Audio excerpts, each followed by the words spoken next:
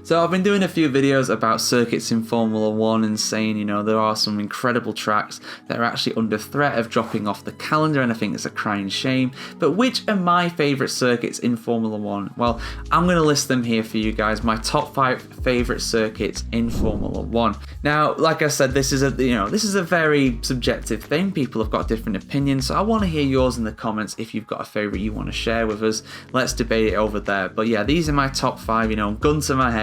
Which 5 are your favourites? Well, let's get into it. So I'm not going to go in any particular order here, but I am just going to list them out. So first of all, unsurprisingly, it's Silverstone. Now, Silverstone has been the home of the British Grand Prix for a long time now, and it also hosts the first race all the way back in 1950 as well. It's held on a former RAF airbase from the war, and it's been repurposed to be one of the best tracks in the world, in my opinion. You've got some of the best corners in the world as well, the likes of Copse, Maggots, Beckett, Chapel. It's just an incredible track, and what makes it really cool as well is the fans. The British fans are incredible. They turn up in their absolute droves, despite some of the most expensive ticket prices on the calendar. They still turn up. We still turn up. Over 150,000 every time for race day, 400,000 throughout a race weekend.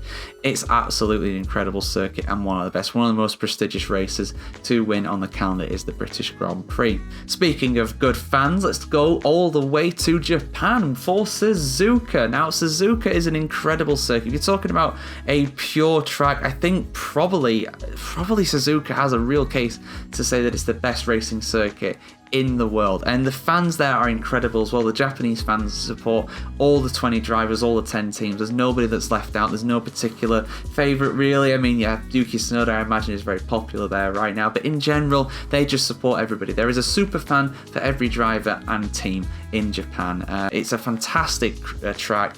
You know, the 130R, the Degnas, the S's at the start of the track. It's a brilliant circuit to drive it, and it's a real challenge as well. If you make a mistake around Suzuka, you're in big trouble. You're on the grass and you might well be out of the race as a result. So yeah, Japan, Suzuka, never change. Absolutely love it. It's not really changed ever. There's very little change since it came onto the calendar for the first time in '87. So yeah, but let's go back to Europe now. Let's head to another track where there's some absolutely fanatical fans, and that is of course the Autodromo Nazionale di Monza. What a track. Of course, the host of the Italian Grand Prix. No track has hosted more Formula 1 Grand Prix than Monza over the years. Just located outside of Milan. This is an incredible circuit that goes through the forest in the Royal Park over in Monza. The highest speed track on the calendar too. It's long straights, you know, sees cars go to over 200 miles an hour on up to 4 occasions for a lap. Like I said, the fans are incredible. It's absolute Ferrari Tifosi territory there. Yeah, it's one of the most prestigious races to win as well, just because it's always been there on the calendar. Every single year, bar 1980, I think it's been on the calendar. So yeah, there we go. Next up, let's stay in Europe. Let's go over to Spa. Spa is my absolute personal favourite. I'll just say that outright. I absolutely love the track. I was so privileged to go there in 2018. The weather there always throws a spanner in the works. It's an incredibly high-speed track, like Silverstone and Monza as well. It's always been on the calendar. It's been on the calendar since 1950 as well. It's one of the original tracks. It's been changed so much since those days. It's much shorter now, but it's still the longest circuit on the calendar. I mean, Eau Rouge, Radillon, what a little section that is. That's the most uphill thing you'll ever see in Formula 1. It doesn't seem possible that cars can go up there at the speeds they do, but trust me, they do. And when you see it in person, it's something you'll never forget. You know, you've got the incredible sections of Pouhon as well, and of course Blanchimont, some incredibly high speed and challenging corners that in the dry they might not be that much of a challenge like Blanchimont, but in the wet it is very much a huge challenge, and it's wet so often in Belgium too. So great track, and we really need to make sure it stays on the calendar after 25 as well, because its contract does run out after 25, just like Monza's does as well. For my final track on the calendar, I am going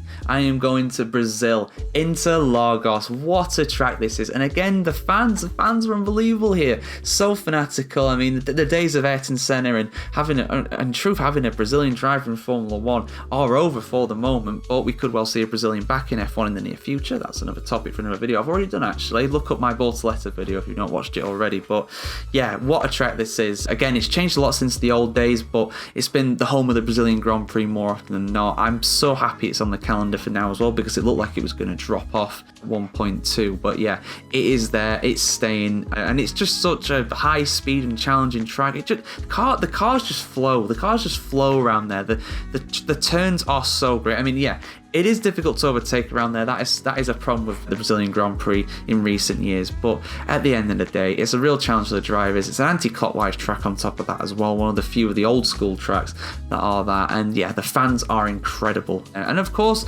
too, the weather can always play a part as well. And it's hosted some of the most dramatic season finales in Formula 1 history as well. Most notably, in my opinion, in 2008, where unfortunately their home hero, Felipe Massa, lost out to Sir Lewis Hamilton. But there we go, guys. Those are my 5 favourite tracks on the Formula 1 calendar right now. Which are your favourites? And let us know why in the comments below. And of course, keep it subscribed to the F1Chronicle.com to see much more video content just like this.